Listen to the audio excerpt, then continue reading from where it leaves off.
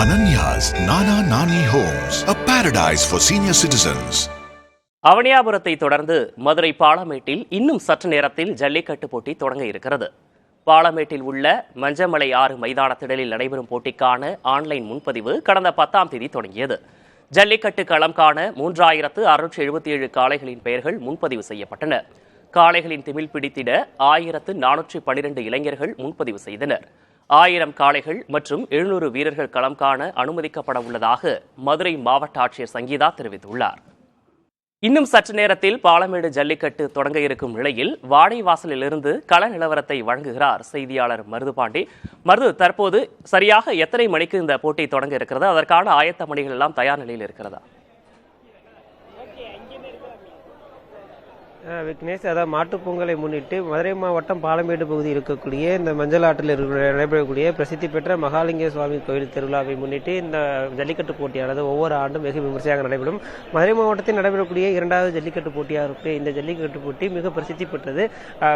விழா கமிட்டி மற்றும் மாவட்ட நிர்வாகம் இணைந்து நடத்தக்கூடிய இந்த ஜல்லிக்கட்டு போட்டியை பங்கேற்பதற்காக சுமார் 3000க்கும் மேற்பட்ட காளைகள் என்பது ஆன்லைன் மூலம் பதிவு செய்யப்பட்டிருந்த நிலையில் தற்போது குலுக்கல் முறையில் 1000 காளைகள் தேர்வு செய்யப்பட்டிருக்கிறது. அதேபோல் சுமார் 1412 வீரர்கள் ஆன்லைன் மூலம் போட்டியில் பங்கேற்க பதிவு செய்திருந்தார்கள். அவர்களில் குலுக்கல் முறையில் சுமார் 700 வீரர்கள் தற்போது தேர்வு செய்யப்பட்டிருக்கிறார்கள். தேர்வு செய்யப்பட்டு அவர் மருத்துவ பரிசோதனைக்காக தற்போது அனுப்பி வைக்கப்பட்டிருக்கிறார்கள். மேலும் இந்த ஜல்லிக்கட்டு போட்டி என்பது பாலமேடு பகுதியில் நடத்தக்கூடிய ஜல்லிக்கட்டு போட்டி இந்த மஞ்சளாற்று பகுதியில் அமைந்திருக்கக்கூடியது. இந்த மஞ்சளாற்று பகுதியில் நிரந்தரமாக அமைக்கப்பட்டுள்ள இந்த வாடி வாசலில் இருந்துதான் காளைகள் சீறி பாய்ந்து வரும். அந்த அடக்குவதற்காக ஒவ்வொரு குழுக்களாக சுமார் 50 நபர்கள் வீதம் ஒவ்வொரு குழுக்களாக இங்கிருந்து அடக்கப்படுவார்கள். இது இந்த பகுதியில் கிராமப்புறங்கள் அதிகம் இருக்கக்கூடிய இந்த பகுதியில் நடைபெறக்கூடிய இந்த போட்டி வெகு விமர்சையாக நடைபெறும் ஒவ்வொரு ஆண்டும். ஆகையால் இந்த போட்டிக்காக மாவட்டத்தின் புறநகர் பகுதி மட்டுமல்லாமல் பல்வேறு மாவட்டங்களில் இருந்தும் 100க்கும் மேற்பட்ட காளைகள் இந்த போட்டியை பங்கேற்பதற்காக வந்திருக்கிறார்கள். மேலும் இந்த போட்டியினை காண்பதற்காக ஆயிரக்கணக்கான பொதுமக்கள் வர வாய்ப்பிருப்பதன் காரணமாக இந்த 2 பக்கங்களிலும் தடுப்புகள் ஏற்படுத்தப்பட்டிருக்கிறது. மேலும் பொதுமக்கள் கண்டுகளிக்கும் வகையில் இதற்காக ஏற்பாடுகள் என்பது விழா கமிட்டி சார்பாக ஏற்பாடு செய்யப்பட்டிருக்கிறது. மேலும் இந்த போட்டியில் வெற்றி பெறக்கூடிய சிறந்த வீரர்கள் மற்றும் சிறந்த காளைகளுக்கு விழா கமிட்டி சார்பாக 2 கார்கள் என்பது கொடுக்க திட்டமிடப்பட்டிருக்கிறது. நீங்களே பார்க்கலாம், ஒளிப்பதிவாளர் நாராயணமூர்த்தி காட்டியிருப்பார். இந்த 2 கார்கள் இந்த பகுதி வைக்கப்பட்டிருக்கிறது. இதற்கு 2ஆம் பரிசு பெறக்கூடிய வீரர்களுக்கு இருசக்கர வாகனம் மற்றும் நாட்டு வாகனம் வழங்கப்படுகிறது. அதேபோல் 2வது சிறந்த மாட்டிற்கு நாட்டு பசுமாடும் கன்று வழங்க திட்டமிடப்பட்டிருக்கிறது.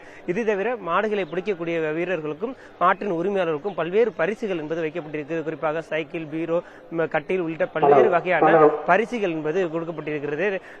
இந்த ஜல்லிக்கட்டு போட்டி நடைபெறக்கூடிய இந்த பகுதி மட்டும் சுமார் 100கணக்கான போலீசார் பாதுகாப்பு பணி ஈடுபடுத்தப்பட்டிருக்கிறார்கள். மேலும் இந்த பாலமேடு வரக்கூடிய பல்வேறு சாலைகள் தற்காலிகமாக மூடப்பட்டு முக்கிய பிரமுகர்கள் மற்றும் ஊடக நபர்கள் வருவதற்கு மட்டுமே அனுமதியாக அளிக்கப்பட்டிருக்கிறது. இது தவிர இந்த 1500க்கும் மேற்பட்ட காவல்துறையினர் என்பது இந்த பகுதியில் பாதுகாப்பு ஏற்பாடுகள் என்பது செய்யப்பட்டு தொடர்ந்து கண்காணிக்கப்பட்டு வருகிறார்கள். முன்னெச்சரிக்கை நடவடிக்கையாக இந்த ஜல்லிக்கட்டு போட்டி நடைபெறக்கூடிய இந்த களத்தில் வீரர்களுக்கோ காளைகளுக்கோ எந்த ஒரு காயமும் சேதமும் ஏற்பட்டுவிடக்கூடாது என்பதற்காக வாடிவாசல் முழுவதும் தேங்காய் நார்கள் கொட்டப்பட்டிருக்கிறது.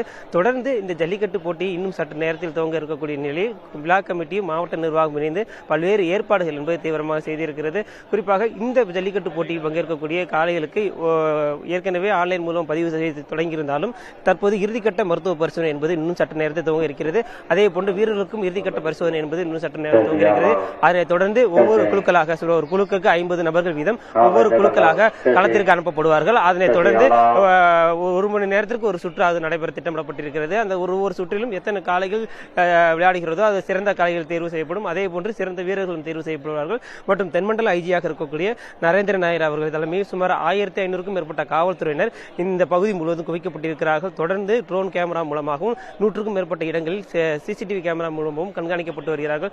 மேலும் வீரர்களுக்கு ஏதேனும் காயங்கள் ஏற்படும் அல்லது மாட்டு உரிமையாளருக்கு காயங்கள் ஏற்படும் பட்சத்தில் அவர்களுக்கு சிகிச்சை உடனடியாக அளிப்பதற்காக 100க்கும் மேற்பட்ட மருத்துவ பணியாளர்கள் மூலம் சிறப்பு மருத்துவ குழு தயார் நிலை வைக்கப்பட்டிருக்கிறது.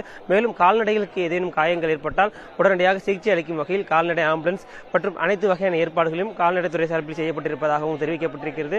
மேலும் ஒவ்வொரு ஆண்டும் 8 மணிக்கு துவங்கக்கூடிய ஜல்லிக்கட்டு போட்டியானது நேற்று முதல், அதாவது நேற்று அவனியாபுரம் ஜல்லிக்கட்டு 7 மணிக்கு துவங்கியதன் காரணமாக இன்றும் ஜல்லிக்கட்டு போட்டியானது 7 மணிக்கு துவங்க வாய்ப்பு இருக்கிறது.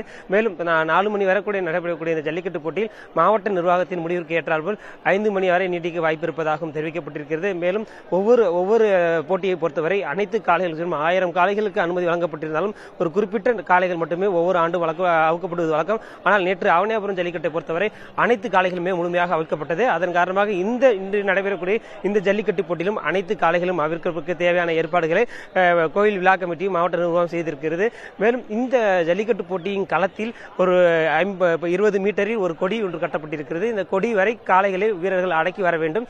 அதுவரை வருபவர்களே வெற்றியாளர்களாக அறிவிக்கப்படும் என்பது இந்த விழா கமிட்டி சார்பாக எடுக்கப்பட்ட ஒரு முடிவாக பார்க்கப்படுகிறது. இதைத் தொடர்ந்து இந்த மஞ்சள் ஆற்றின் இரு புறங்களும் தடுப்புகள் ஏற்படுத்தப்பட்டு பொதுமக்கள் பார்வையாளர் மடங்கள் என்பது ஏற்படுத்தப்பட்டிருக்கிறது. விழா கமிட்டி சார்பாக கிராம மக்களுக்கு, சிறப்பு விருந்தினருக்கு, பொதுமக்களுக்கு, ஊடகத்துறையினருக்கு பல்வேறு வகையான கேலரிகள் என்பது அமைக்கப்பட்டு பொதுமக்கள் கண்டுகளிக்கும் வகையில் இந்த ஏற்பாடுகளை செய்திருக்கிறது. பாலமேடு ஜல்லிக்கட்டு பொறுத்தவரை இந்த மாட்டுப்பொங்கல் என்று நடைபெறக்கூடிய இந்த போட்டியானது இந்த பகுதியில் மிகவும் பிரசித்தி பெற்றது. ஒவ்வொரு ஆண்டும் வெகு விமர்சையாக நடைபெறக்கூடிய இந்த போட்டியானது மாவட்ட நிர்வாகமும், காவல்துறை மற்றும் விழா கமிட்டி சார்பாக பல்வேறு ஏற்பாடுகள் என்பது தீவிரமாக செய்யப்பட்டிருக்கிறது. விக்னேஷ், புகழ்பெற்ற பாலமேடு ஜல்லிக்கட்டு போட்டி இன்னும் சற்று நேரத்தில் தொடங்க இருக்கிறது. அதற்கான ஆயத்த பணிகள்லாம் முடிந்து அங்கு காவல்துறையினரும் பாதுகாப்பு பணியில் இருக்காங்க. வாடிவாசல் வழியா காளைகள் சிறி பாய்வதற்கும் தயார் நிலையில் இருப்பதை நாம் காட்சிகளில் பார்க்கிறோம். களத்திலிருந்து விவரங்களை வழங்கியமைக்காக நன்றி Marudhu. Ananya's Nana Nani Homes, a paradise for senior citizens.